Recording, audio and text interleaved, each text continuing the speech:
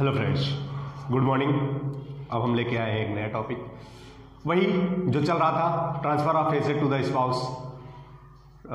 तो उस केस में हमने पहला बताया था कि मतलब कोई एसेट हमने कंसिडरेशन लिया या ना लिया और उस एसेट को हमने ट्रांसफर कर दिया अपने स्पाउस को, और उस एसेट से कोई इनकम हुआ स्पाउस को। स्पाउस मतलब या हस्बैंड हो या वाइफ, ठीक है ना। ऐसे अगर हस्बैंड है तो उसकी वाइफ को ट्रांसफर किया, अगर वाइफ है तो हस्बैंड को ट्रांसफर किया। ऐसे केस में क्लबिंग प्रोविजन एप्लीकेबल होता था।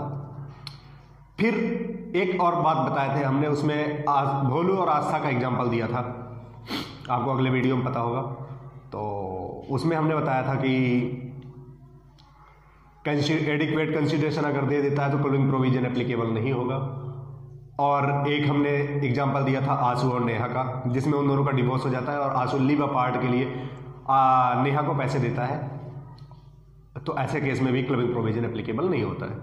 अब हम अगली बात करते हैं, अगर एडिक्वेट की तो बात हो गई, अगर इनएडिक्वेट कंसिडरेशन है तो उस केस में क्लबिंग प्रोविजन का क्या होगा। तो ऐसे केस में हम बात करते हैं, मान लीजिए इनएडिक्वेट कंसिडरेशन है, मान लीजिए कोई एसेट है 10 लाख रुपए की, ठीक है ना। 10 लाख रुपए का एसेट है और उस एसेट को एक कंसिडरेशन के रूप में इनएडिक्वेट मतलब पूर्ण कंसिडरेशन नहीं मिला है। ऐसे केस में जब पूर्ण कंसिडरेशन नहीं मिलता तो ऐसे केस में हम बात करते हैं इनएडिक्वेट कंसिडरेशन की। इनएडिक्वेट कंसिडरेशन होता है जैसे कि 10 लाख का एसेट था और उसको बदले में कितना मिला, 10 लाख के एसेट के बदले में 7 लाख रुपए मिले, तो इसको हम बोलते हैं इनएडिक्वेट कंसिडरेशन। और मान लीजिए उस 10 लाख रुपए पे,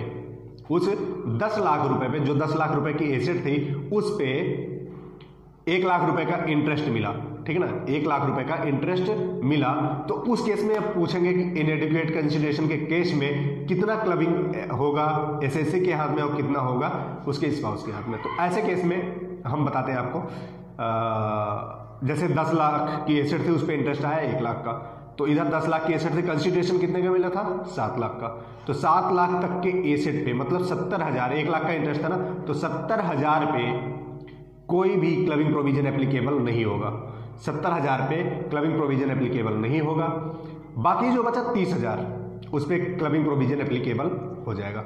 तो मतलब जितना कंसिडरेशन दिया है उतने का क्लबिंग प्रोविजन एप्लीकेबल नहीं होगा।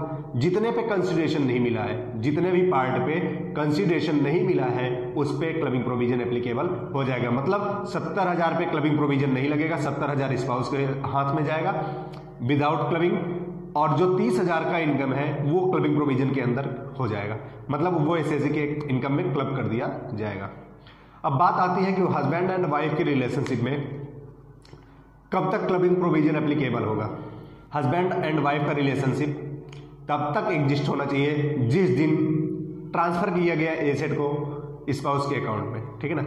मतलब स्पाउस के हाथ में जब ट्रांसफर हुआ तो हस्बैंड एंड वाइफ का रिलेशनशिप एग्जिस्ट होना चाहिए, और जिस दिन इनकम एक्रूड हो रही है, मतलब जिस दिन इनकम आ रही है उस एसेट से, उस दिन भी हस्बैंड एंड वाइफ का रिलेशनशिप स्टेबलाइज होना चाहिए, मतलब उस समय तक हस्बैंड एंड वाइफ का रिलेशनशिप होना चाहिए। अगर नहीं है तो ऐसे केस में क्लबिंग प्रोविजन एप्लीकेबल नहीं होगा और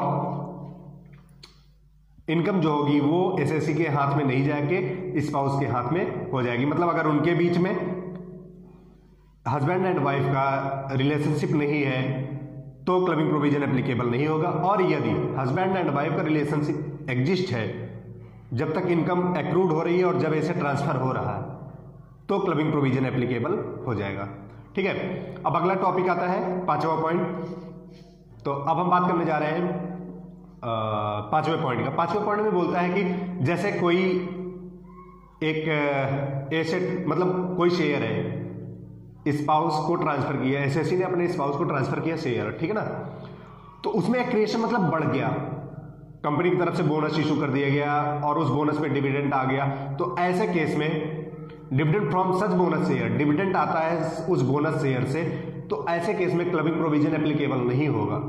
वो इनकम स्पाउस की मानी जाएगी, ना कि एसएससी की। तो ऐसे केस में भी क्लबिंग प्रोविजन एप्लीकेबल नहीं होगा।